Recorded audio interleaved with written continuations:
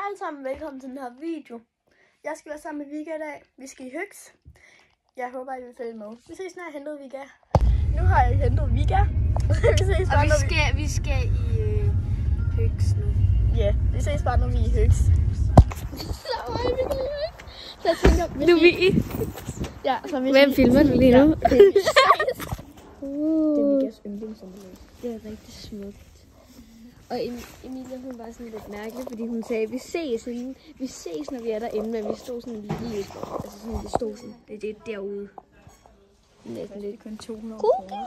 Det koster 250 kroner. Vi ses, når vi lige har fundet noget mere. Vi ses snart. Nu har jeg Vi har fundet rigtig mange ting faktisk. Ja, og vi skal snart ind og prøve nogle ting, vi kigger lidt strikker. Det ses bare, når vi har fundet lidt flere ting, tror jeg. Så er vi lige... Så,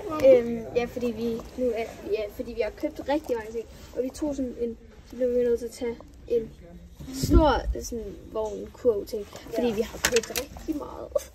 Ej, vi kan ikke have alt sammen. Nej. Jeg skal have alt det, jeg har taget. Det har jeg regnet sammen op i mit hoved. Ja, og nu prøver vi i hvert fald lige nogle ting, så vi ses bare, når jeg får det på. Så vi prøver om, og de her rummer så sødt, men ja, jeg har lige prøvet nogle ting. Ja. Så vi ses. Ja, ses, når jeg lige har fået noget andet tøj på. Jeg har fået noget mere tøj på. Den her vest, den skal jeg i hvert fald ikke have. Den er alt for stor. Så vi ses, når jeg får den sidste på. Så nu har Emilia lige prøvet den sidste trøje med hendes smukke cover. Det er rigtig smukt. Så vi vender tilbage på et eller andet tidspunkt. Vi vender tilbage på et eller andet random tidspunkt. Vi kan bare lige gøre det, når vi er færdige. Ja, vi er færdige. Vi har fået købt nogle ting, så det var meget. Ja, og nu skal vi lige noget med ekstra. Vi laver bare et haul, når vi kommer hjem. Der er nogen, der får pæbet lige nu. Fordi at der er en, der går og tager billeder af det, bliver sådan vagt eller sådan noget. Jeg kan lige se. Ej. Nu skal mig, vi går endnu med. Vi ses bare, når vi er derinde. Så er vi herinde. Ja. Vi ses bare, når vi finder nogle ting. Nu er vi kan gå normalt. Nej, vi kan ende med at købe lidt plads her. Vi ses bare, når vi er hjemme. Vi laver hold, når vi kommer hjem, og vi fik et pølsehort, og vi er fucking sultne. Ja, så det var virkelig dejligt. Vi ses bare, når vi er hjemme. Nu er vi kommet hjem, og vi gør hun sådan lige hej til Elbe. Ja. Jo. Bye bye. Nu giver din store ko. Det er Elbe, der ligner mere en ko. Ja, så nu laver vi lidt haul. Hej, så velkommen til vores haul. Mig og Vika har lige siddet og brugt 100.000 år på at lave et haul. Og så glemte vi at sige, hvad prisen var. Så nu bliver vi nødt til at lave det hele igen. Ja, vi lavede lige sådan en rigtig sej intro-halløjsen til det andet haul. Men ja, Vika, du starter den her gang. Hvor fanden er min bund? Den ligger noget i posen i den står, men bare tag en ting. Okay, så det første, jeg har købt, det er dem her til tøjlerne. Og I skal egentlig tage af, at det er sådan, den ene er længere end den anden, men det får I måske at vide lige om lidt. Det her, okay. Af Emilia. Og de kostede 30 kroner. Nej, 29. Men kan lige så godt rundt op. Okay, de kostede 29 kroner. Tak dig. Og så det her, det er min mors bong. Din bong, den ligger i... Ja, men vi kan godt huske, at de koster. Det er lige meget, ja. Og jeg har også købt dem her. Ja. Okay, nu får jeg forklaringen. Ja, fordi at sådan... Den ene, den er jo længere end den anden. Og vi har bare tænkt os at klippe noget af den. Nej. Det er fordi, at sådan... Så tænkte vi sådan, at... Hvad? Nej, jo, så tænkte vi, at jeg kunne få den lange, og Vika får den korte. Fordi jeg var sådan lidt ligeglad med, om jeg fik den lange eller korte. Eller sådan. Og jeg vil gerne have sådan en her i sygt lang tid, så det har vi købt. Ja. Og så er den lidt din tur, Vika. Ja. Så har jeg købt den her, og den kostede 35 kroner. Hvad er det? Tror jeg. Nej, den kostede 34,90. Ja, det, så altså... Og det er 10 øre fra. Nej, fordi når det er med den er over når det der komma der, det er over 50, så tager man det så til næste tal, og så er det 35 kroner. Nå, ja, okay, sådan en har jeg også købt. Så for alt det der sådan... Ja, vi har købt meget af det samme. Fuck nu, den er helt beskidt jo. Ej, det er min skurs. Nå, lige meget. Ja, sådan en har vi i hvert fald købt, og nu er du nødt til at vise den der. Ja, det er faktisk nødt til noget. Men det var også det, jeg havde tænkt, jeg ville tage som det næste. Så jeg købte en svamp. Den koster 10 kroner. Nej, det gør den faktisk ikke. Jeg kan lige kigge. Den koster 9 kroner. Den kostede 8,90. Den kostede 9 kroner. Den kostede 9 kroner.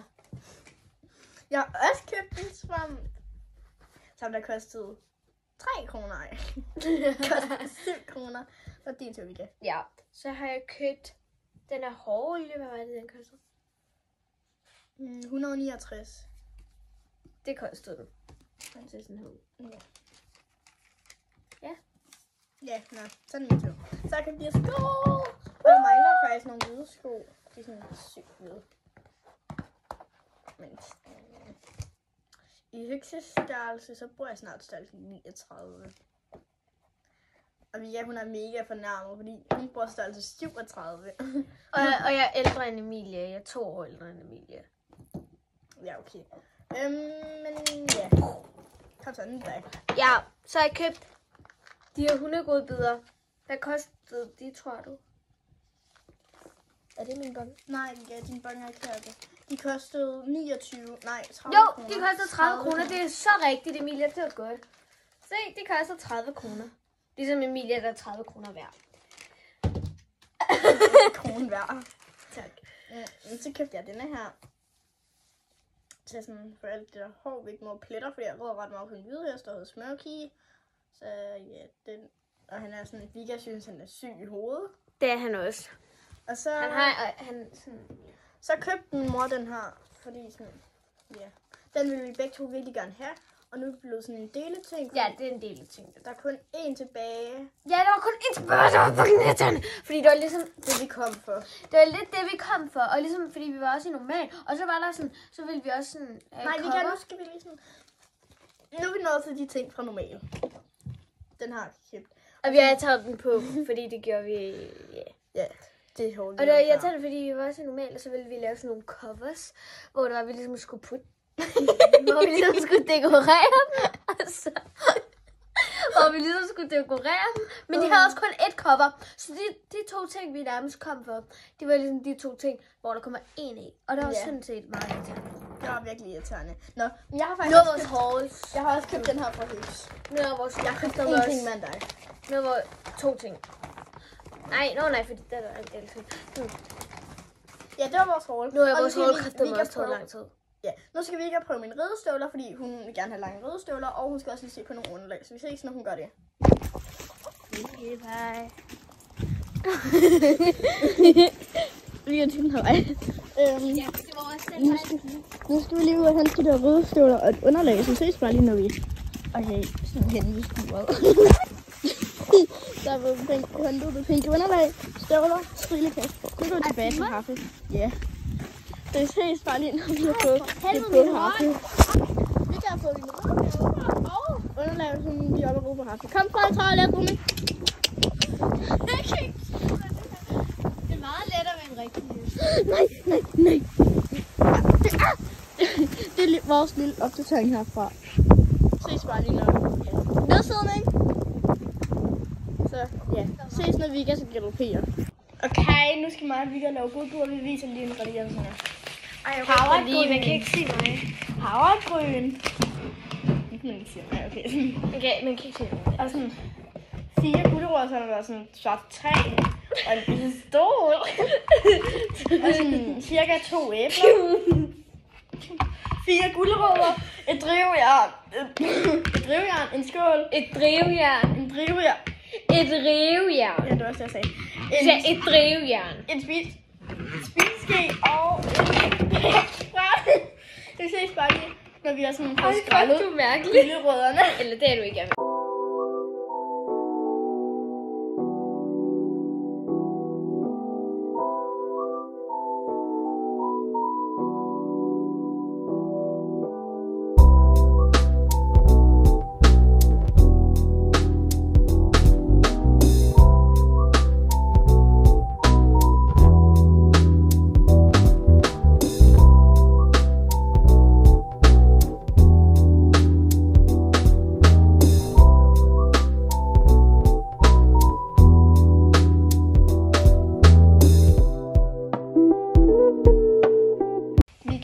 Til skade på et drivjern.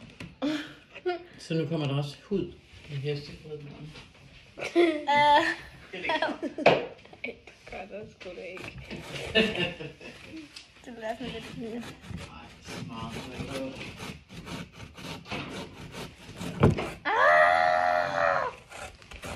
Jeg føler mig som en krav der. Så er der lige. Det ligner begge mus, det du har fået noget at lave. Har I plaster på? Ja. Mor, hvis vi har brug for plaster her. Det er lige helt præcis, hvor det er. Og jeg rev også der. Ej, det gør jeg ikke. Det gør jeg ikke. Så hele tiden jeg er færdig græsøvsklasse hver dag. Og så er det ridskolen i torsdags. Og ja, må jeg prøve at fortælle om det der på ridskolen i torsdags. Det skete. Ja, min Annas veninde. Nå, men jeg ved da ikke, hvad der skete andet, hun havde reddet sig. Nej, fortæl, hvad hun har reddet sig på. Men det ved du bedre end mig, tror jeg. En hår? Nej, Hvad så? jeg vidste slet ikke noget om det. Det var dig, der sagde til mig. Plaster? Hvor skal det på? Jamen, Jamen, jeg tror, hun havde stået med en af nordbakkerne og hjulpet til. Og så var der noget, der var ridset hende på en af hårene. Og så fik hun sådan en lang rift. Altså, det var ikke noget dramatisk, Emilie. det ved jeg godt. Men vi sagde, at hun blødte rigtig meget. Ja, det var bare en lang rift, som blødte. Ja. Crash. Super. Og sådan der. Så lad lige være med Så at I lige skal tage og spise, så det er lidt varmt. Ej, nu er det- Så er det meget kedeligt. Okay. Ja. Gud, jeg har ikke glemt det der. Nu skal jeg lige blive her. Velkommen Velkommen til filmet. Bum. Nu. Det vil være skrællet, det her Ja, æble. Og det så lidt klamt ud. det gør det faktisk. Og på det ser man meget gulerod her. Wow. Rigtig. Altså, det tager 100.000 år, det her. Nu laver vi timelapse. Simpelthen. Ja.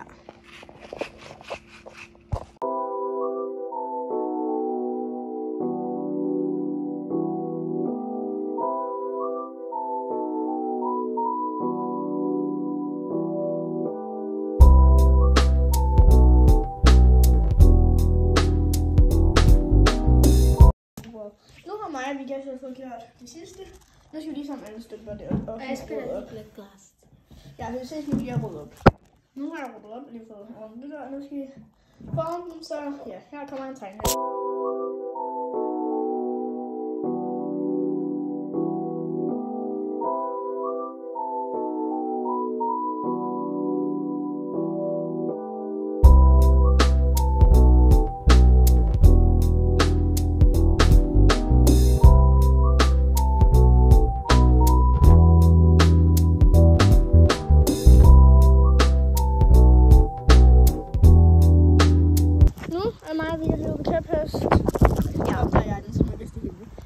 Når vi når lidt længere på vores tur. Nu må vi gå noget længere på vores tur. Vi har lige travet lidt. Se en flot udsigt. Jeg ved godt, jeg også viste jer den før. Men ja, vi ses, når vi når lidt længere. Emil spiser slik. Fordi at det er åbenbart rigtig lækkert. Her er vi ja. Så kommer jeg, vi har byttet. Og ja. Vi når lidt længere på vores lille tur. Ses bare, når vi faktisk når endnu længere.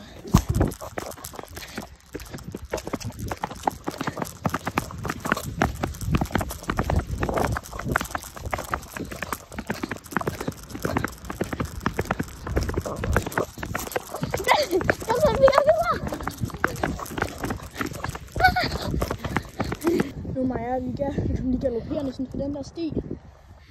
Ej, det var godt. Ja. Og vi har lige byttet hest, fordi at... Ja.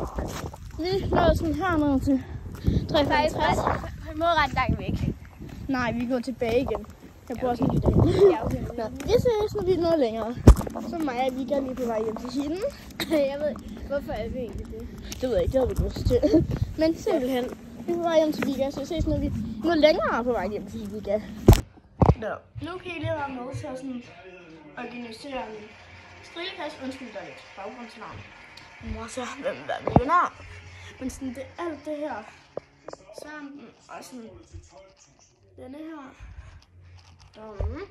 Jeg skal ned i den her strillepas. Så ja, det har jeg tænkt mig at organisere nu. Jeg spiste noget, altså Vika hun er blevet hentet for flere timer siden. Og så har jeg spist noget slik, spist aftensmad, og nu skal jeg snart have is og klatkage. Så ja, så det er jeg snart til at have. Og nu vil jeg lige rense denne her.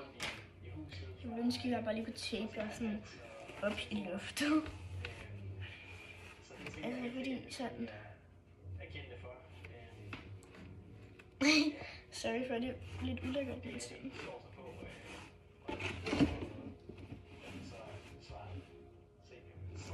Ja, der var lidt meningen, at det skulle være en vlog med mig og Vika. Men jeg fortsætter den sådan lidt. Fordi der sker faktisk lidt mange ting i dag. Ja, jeg kan ønske, hvis der er mega meget baggrundslarm. Men der skal jo kun et svært spørgsmål til, før det hele går galt. Ja, lad os gemme dem. Ja, det er undskyld, jeg sagde det. Her kommer spørgsmålet til 20.000 kroner. Hvilken af disse planter kan få... Men det var i hvert fald mega beskidt.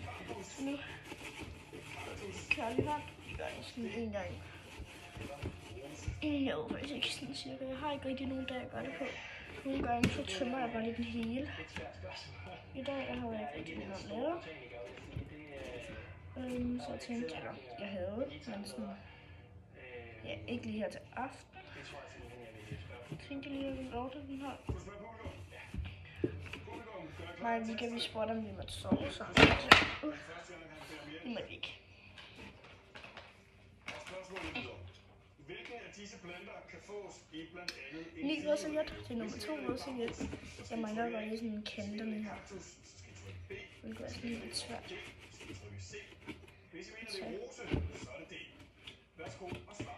Fordi sådan, der er virkelig mange hår.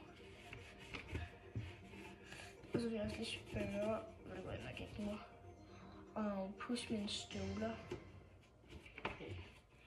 Der var en klar melding. 65%. Fordi der nu er lidt i gang. Ja, den her video, den kommer ikke til lang. Smid lidt like og en kommentar, hvis jeg nu er så smart lige at gøre, som jeg skal se dem. Hvis I ikke allerede har gjort det, så vil det gøre super glad. Hvis I ikke subscribe. Der tror jeg, det taler sit klare sprog og siger, at det går med baby cactus. Det er det svar. Jeg kan godt se, at den er sådan lidt sort i bunden. Men det kan jeg ikke rigtig gå op, så det har jeg bare lige valgt at support fra. Så kaktusser, de kan jo stikke. Men denne gang var det et smukt svar. Det var rigtigt.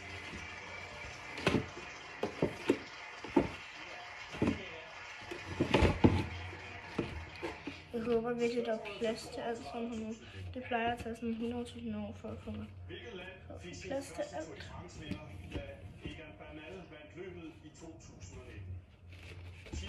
Nå. Også undskyld, hvis jeg ikke snakker så meget. Men det er fordi, sådan, jeg er lidt dårlig til at finde ud af, hvad ting jeg skal sige. Nå, nu tænker jeg, at vi kan begynde. Jeg kan lige vise alle de ting, jeg skal plante. Nå nej, det har jeg allerede gjort. Jeg tænker, at vi kan begynde med at gøre det nu. Nu, den her ting er ny. Ja. Den skal jo åbenbart smide en gamle svamp. Den her, den er ny om en svamp. Så ja. Jeg tænker også lige og sådan rengøre mine striler. Og rengøre den her. Den er sådan rimelig til den tror jeg lige, vi kan have tømme.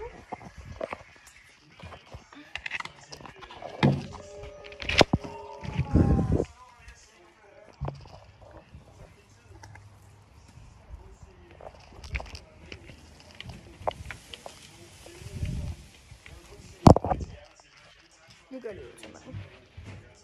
Kommer lige en timelapse. Vi ses bare den her tømten. Så jeg tømte den. Men det er stadig ikke. Støv. Nu kommer der timelapse.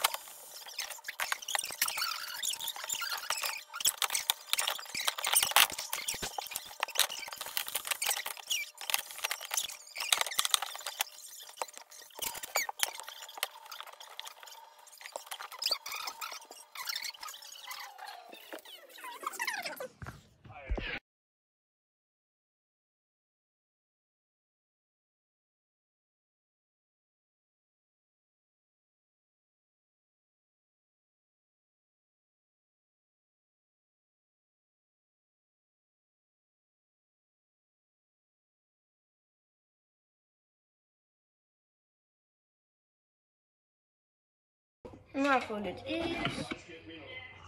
Og jeg har faktisk fået pakke den her færdig. Så nu skal jeg bare lige sætte den her på.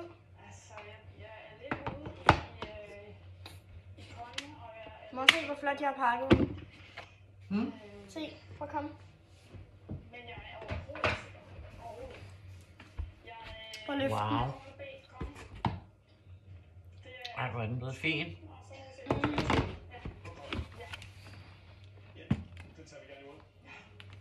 Jamen, så smart. Det skal smides ud.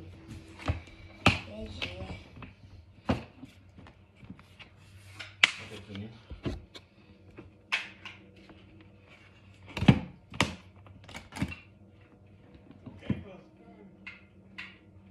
Så ved alle, at chancen er noget mindre. Men du har gættet rigtigt! Ej,